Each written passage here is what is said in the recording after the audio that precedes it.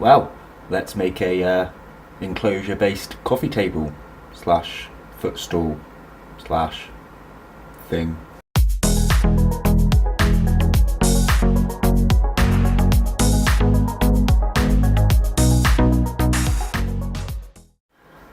Hi guys, and welcome to another episode of Bug Realms.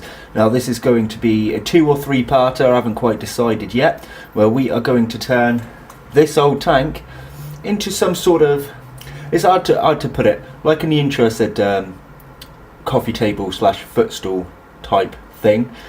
I'm not quite sure what it is, but it's going to be something that will go well with your room. Now, anyone that knows me personally knows I am terrible at DIY. I'm alright at making the bug decor and 3D backgrounds and things. When it comes to actually making something cool, I'm not that good. Now I'm not going to be making something funky like a big wooden coffee table with the enclosure built inside that's going to look really, really cool. What I'm going to do is I'm doing this video for people that are just like me, who are absolutely terrible with DIY, but we're going to use like bits and bobs from around the house as basic as possible, but still try and make it look cool. Now I haven't fully planned everything for this enclosure, so it may not turn out as good as I want it, but we can do it together and see how well it turns out. So first of all, I've got this old tank and it's dirty, so I'm going to clean that up now.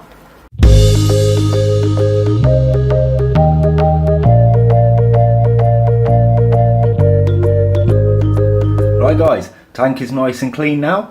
So what I want to look for then is something to have on the top. Now, I didn't really have a lot lying around, but I did find an old ottoman. So here is the lid to the ottoman. There we go. It does look black, but it's actually a very dark brown. Now, if you'll see, it's got a wider width, however, the length leaves a gap, and it will do so on both sides. Now that is not actually a problem. That is exactly what I wanted. You might be thinking I'm absolutely mad. Why am I going to want something with a gap either side? But if you bear with me, you will find out why I wanted this. Now you can use a different kind of top, whatever you've got lying around. If you've got an old, I don't know, bit of wood or cupboard door or something that can fit over your tanks.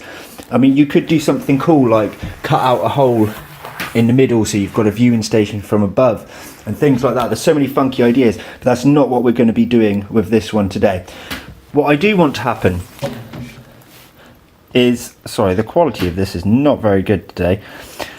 What I do want to happen is I want this lid to be able to come down to level, but not over the outside, on the inside. Now we've got these little glass rims here. What I want to do is have it so that it cuts upwards into here, and then this bit will slot inside. So what we need to do is we need to cut up on here, but to get the measurements right, what I'm going to do is I'm going to measure from here to here on the ottoman, then I'm going to measure from here to here on the tank, then I'm going to take the measurement from the tank away from the measurement on the ottoman, which will leave me a number which will be the excess amount. Now whatever the excess amount is, it won't be, but let's just for an example's sake say 10 centimeters, then I'll half that to 5 centimeters so that half goes on one side, half goes on the other. I'll mark that with a little pen or a notch, just so that there's an exact amount hanging out this side as there is hanging out this side. Now I'm not going to film me cutting this in here. I don't really have the appropriate tools for it, so I'm just kind of going to have to make do with a rubbish old saw or a serrated knife or something and try and cut my way through this material. And I'll be back with you shortly. So here we have it guys, as you can see, I've done a little cut into here and a little cut into here. Now the bottom of this is now going flush, can't get a finger underneath, to this little bar, which is exactly how I wanted. And then if you come over to the other side, done exactly the same again. So they are sitting in perfectly exactly how I wanted it to. I actually didn't realise quite how weak the sort of bit of plywood, whatever it is put inside an ottoman lid. but I was able to actually just do it with a serrated knife. Now what I've done is I've measured out again this distance to be exactly the same as this distance. You'll have to excuse the mess on the floor, it's all different bits I use for enclosure making and so on. So that is it at the moment.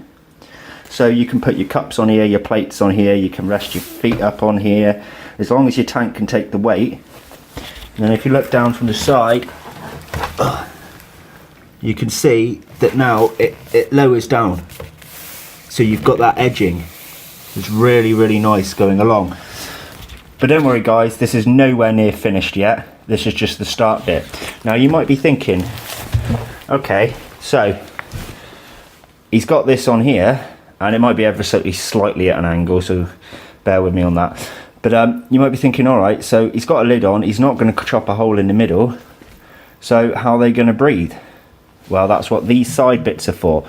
Again, you might be thinking, well, hang on a minute, anything you put in there is going to climb out. So what I'm going to do is I've got some mesh.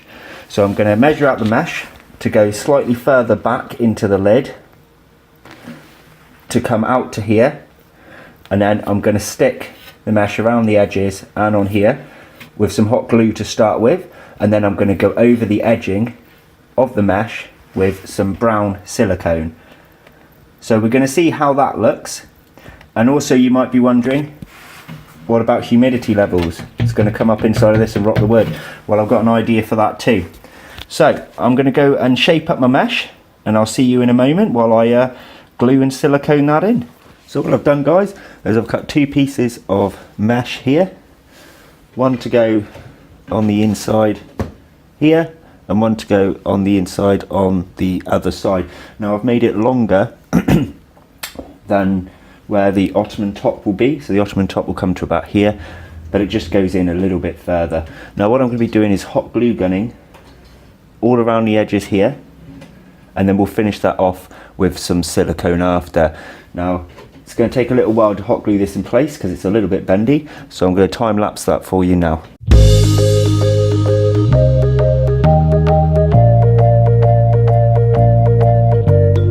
So there we have it guys, that's one side done and the other side done. So if you lift it up, you see it goes a lot further back than necessary.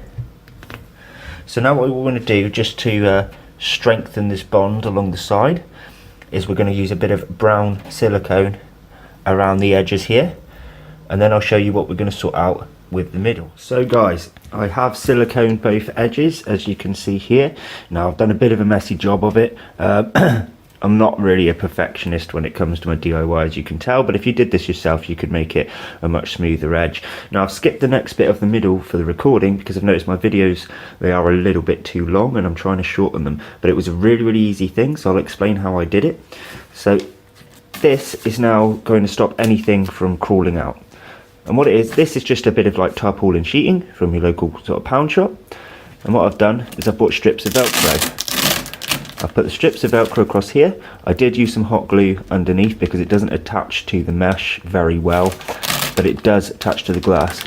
Then I've got the other side of the Velcro on here. And simply pull that off. And you'll see everything stayed perfectly. So you can do that for feeding or substrate change or anything like that. And then you just pop it back on after. Now, this whole middle bit, this whole scruffy bit with this cutting of tarpaulin and so on, is not going to be seen when the lid's on top, so that's fine. Next, what we're going to do is I'm going to do a bit of dry brushing of some acrylic brown paint onto the mesh strips, just so that it's kind of going in league with the brown colour here. And we're going to do acrylic brown paint strip all around the edges of the top, just to make it look a little bit neater and a little bit better for your room. So we'll do that now. So guys, what I've done, sorry it's hard to see it when I've got a white wall in the background, but I've gone 2 inches from the top and measured all the way round, and I've masking taped all the way across here. I've got some acrylic paint here. It's not as dark brown as I wanted it to be. I could have got some black to mix in, but we're just going to see how it looks and go with the flow. So I know it's quite hard to see, let's pop this behind so you can see where the masking tape is there. This goes all the way around the top rim of the tank.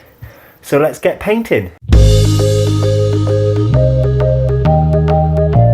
So guys, as you can see there, I've put it on its side. I've painted the very top rim, and now what I'm going to be doing is I'm going to be painting each corner.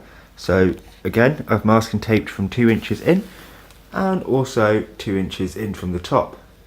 Now I'm going to do this to all 4 corners to give it a sort of effect that it's got legs when in fact it's just a single tank. So I'm going to paint that and I'll get back to you then. And there we have it guys. I've painted all the sides, as you can see, all the little corners, and it gives that effect that it's actually got legs like a coffee table would. It's come out quite nicely. I did 2 inches from the side just like I did on the tops there. You've still got the mesh in there, which I gave a light dust in the paint over the top with, so I dry brushed it through. Got my cup of tea over there, bit of decoration in the middle.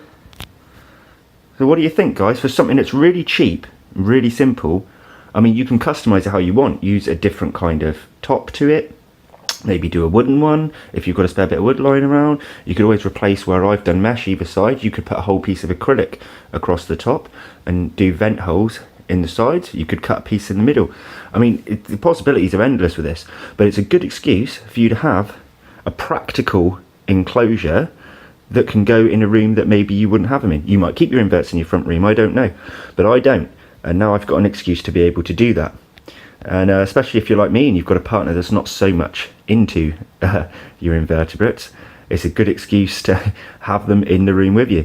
Now this enclosure, I'm actually going to make it a communal enclosure for. I'm not going to put anything predatory inside. I'm thinking maybe some millipedes, some beetles. I don't know, you guys let me know what you want to see in there. But this is going to be it for part 1. Stay tuned for a part 2, which is where we're going to decorate the inside of the tank with what substrate we're going to be using, how we're going to kind of decorate it along there. But yeah, that's going to be it from me guys. So thanks again for watching. I know the production of this one wasn't quite as good, but I mean, as long as you can get the gist of what I've done here and can maybe adapt it to your own home, that's what matters to me mostly. So yeah, thanks again guys, and I'll see you for part 2.